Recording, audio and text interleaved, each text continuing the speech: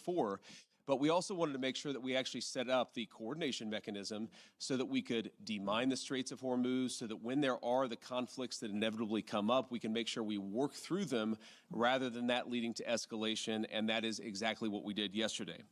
Number two, we also wanted to build a mechanism, a similar mechanism, for deconfliction for the regional ceasefire.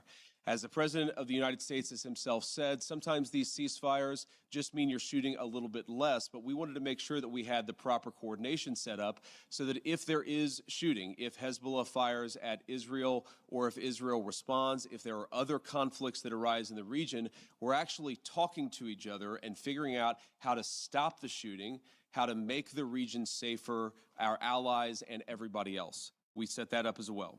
Number three, and this is probably what we're most excited about as Americans, the Iranians have agreed to invite IAEA inspectors back into their country. That is a major milestone for the American people and the first step in permanently denuclearizing or permanently ending a nuclear weapons program in Iran. And that's exactly what we wanted to do. That's exactly what we asked to happen. We made a lot of great progress on other nuclear talks. And that leads me to the final thing that we wanted to accomplish, which is actually set up the process for the technical negotiations that will follow. Our teams working with the Iranians, the Qataris, and the Pakistanis made great progress yesterday. They will continue to work at the technical level with the teams here in Bergenstock. And then those technical negotiations are going to continue over the weeks and days to come. We wanted to set up a structure for that so that you could have proper political oversight, but obviously, as much as this place is very beautiful, I can't stay here for the next 60 days. I'm about to go back home to the United States, but the technical teams are going to be working with proper oversight to make sure that we're accomplishing the objectives that matter for everybody. So those are the things that we wanted to accomplish. We came here, we did exactly that. The way that I think about it is very simple. We laid a very good foundation for a successful final deal. The final deal is the house. We set the foundation. We haven't built the house, but we've laid a successful foundation to get to a good place for the American people. I think it's important for all of us to appreciate how much was done, but honestly, there is still a lot to do as we continue to make progress on the nuclear talks, on the economic talks, as we continue to demine the straits and ensure that that flow of traffic continues to pick back up. A lot of progress, but still some work to do, and we're very committed to doing exactly that. So with that, I'm happy to take a few questions from guys in the audience. I appreciate you guys being here. Let's start with you. Thank you, Mr. Vice President. Did the president's threats yesterday really throw a wrench in negotiations? There were reports that the Iranians walked out at one point. Can you just clarify and tell us what happened? No, they didn't throw a wrench in the system. The thing with the Iranians, yes, they did threaten to walk out, or at least there were social media threats that they would walk out. But we were negotiating well past 1 in the morning yesterday, so they didn't walk out. And their technical team is still here in Bergenstock working with our technical team actually as we speak, though I imagine maybe some of them are taking a break to watch this news conference. But look, what we told the Iranians yesterday is when you guys engage in what us millennials might call trash talk, you can't expect the President of the United States not to respond and not to correct the record.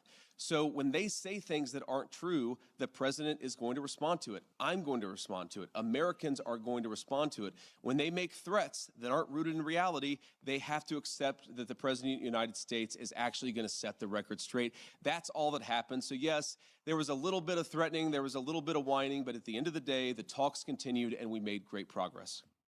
Nuclear inspectors, when do you expect them to be welcomed into Iran? Is there a time frame that you guys are looking at? And also in terms of when we could see this entire conflict end, do you think this can end by the midterm elections? Well, look, right now the conflict is in a ceasefire, and certainly our hope is that we get to the final deal and a permanent settlement. But right now, I think we've made great progress, and we should all celebrate that. In terms of when the nuclear inspectors are going to start, it's funny, we were trying to call some of the inspectors last night around 2 in the morning. As you can expect, not many people were answering their phone at 2 in the morning. I expect that will happen at the minimum this week. But we think even some of those conversations with the inspectors and with the IAEA could happen as soon as today. But I haven't checked in with our team since we made that 2 a.m. phone call to some of those inspectors. Sorry. Mr. Vice President. Thank you, Mr. Vice President. Did you, going in, expect the Iranians to make Lebanon as much of a linchpin as they ended up doing? And how would you describe the progress on Lebanon? I know Mr. Arachi said it was very good progress, but what's your characterization of it? Yeah, I would describe it as very good progress, too. I mean, look, we want a regional ceasefire, right? We want Hezbollah to stop firing at our friends in Israel. We want Israelis to be able to live in peace. We also want to make sure that, when things happen, they don't spiral into a broader escalation. And so we've been, I think, very good at setting up what we're calling a deconfliction mechanism. But what it really is to say that when things happen, the sides are actually talking to one another. Sometimes, you got a bit of a chicken and egg problem, that you've got a junior guy who fires a drone that didn't have approval from the high command. Okay, of course, Israel has to respond to that. But then sometimes that response, we could actually have a better and more peaceful situation if Israel responds in the context of a conversation that's ongoing between Hezbollah, Lebanon, Israel, and other partners in the region.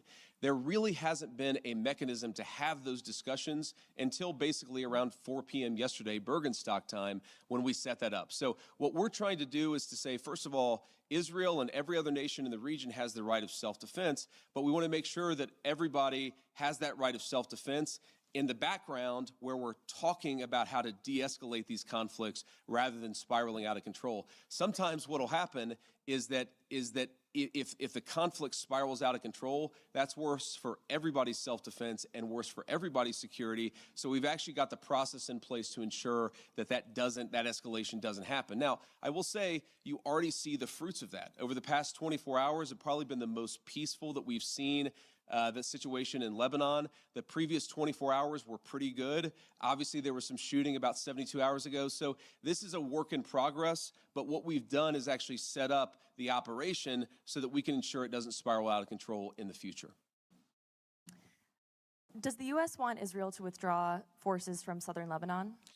Well, we want Israel's security to be protected, and we also want Lebanon's sovereignty to be protected, and this is going to be an ongoing conversation. The Israelis have been very clear they do not have territorial intentions on South Lebanon. The reason they feel they have to be there is because they're worried about Hezbollah fighters in South Lebanon firing into Israel. We do believe, of course it's going to require a lot of hard work, that we can get to a place where Lebanon's territorial integrity and sovereignty is protected, Israel's security is protected, and that's going to require some coordination with the Lebanese armed forces, and also it's going to require the Iranians to rein in Hezbollah. That's all the sort of things that we were talking about yesterday, and again, I think that we got much further compared to where we were just 24 hours ago. Have you spoken with Prime Minister Netanyahu during any of this process at all in the recent days? Yeah, we were in constant contact with the Israelis yesterday, but also, of course, with the Saudis and the Emiratis and others in the region. We talked to the Lebanese yesterday as well, so we're constantly trying to keep our regional friends updated about this. This is not a deal that the United States is imposing on the region. This is a deal that the region has desperately asked the United States to put in place. Obviously, the headlines have been very focused about what's been going on between the United States and Iran, but this region has been a basket case for a very long time. And what the president has set us to do, again, lay the foundation, see if we can get to a permanent peace. If we can't, the President of the United States still has a lot of options to accomplish America's security objectives, but he has certainly committed us to this pathway for now, and we're going to keep on working and seeing what we can accomplish. And then I want to just, before we depart here, I want to say one last thing.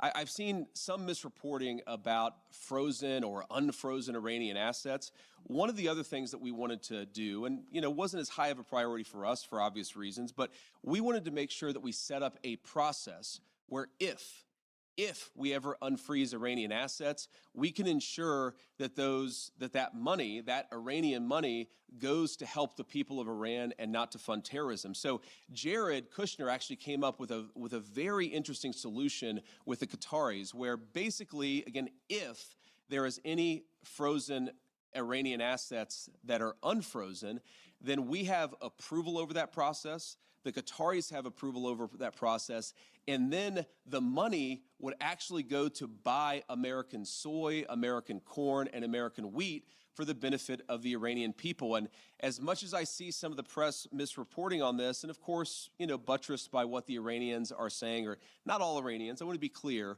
there are a lot of Iranians who are telling the truth about what happened yesterday, but you see some social media reporting that gets this wrong. But fundamentally, what Jared and the Qataris and the entire team here in Bergenstock accomplished is, to me, a classic Trump deal, where if Iranian assets are ever unfrozen, they're going to go to make American farmers richer and to feed the Iranian people. That's a very, very good and very classic Trump deal that's great for our people, great for the people of Iran, and fundamentally, again, will contribute to this regional security architecture that we've built and that we're going to work very hard to ensure that it endures. So from Switzerland, thank you all for being here. I appreciate the questions and I appreciate the engagement. I am looking forward to going back home, and we'll certainly keep everybody updated on what happens